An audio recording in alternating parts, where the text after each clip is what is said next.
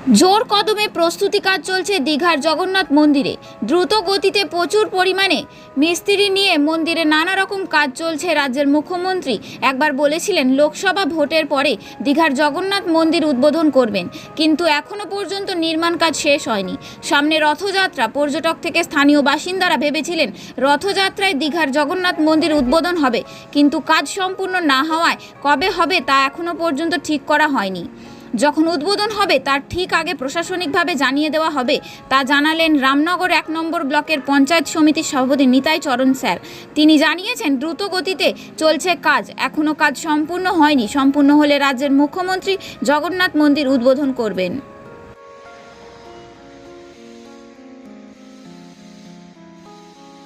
সম্পূর্ণ মন্দির হয়ে গেলে আমি সেটা উদ্বোধন করে আমাদের মূর্তি চলে এসছে, কিন্তু আমাদের যতক্ষণ পর্যন্ত সম্পূর্ণ না হচ্ছে মন্দির ততক্ষণ পর্যন্ত আমি কিন্তু মন্দির উদ্বোধন করব না। এবার সম্পূর্ণ হওয়ার পরে এবং সম্পূর্ণ করার জন্য আজকে প্রচুর মানুষ কাজ করছেন এবং দিন রাত ধরে তারা কাজ করে চলেছেন এবং ডিসেম্বর মাসের মধ্যে যাতে কাজটাকে সম্পূর্ণ করতে পারে এবং ডিসেম্বর মাসের মধ্যে যাতে আমরা পর্যটকের কাছে উন্মুক্ত করতে পারি, তার জন্য আমাদের হিডকো থেকে নিশ্চিত প্রতিনিয়ত মনিটরিং করা হচ্ছে এবং তাতে অতি সত্বর সেটা কিন্তু উদ্বোধনের পথে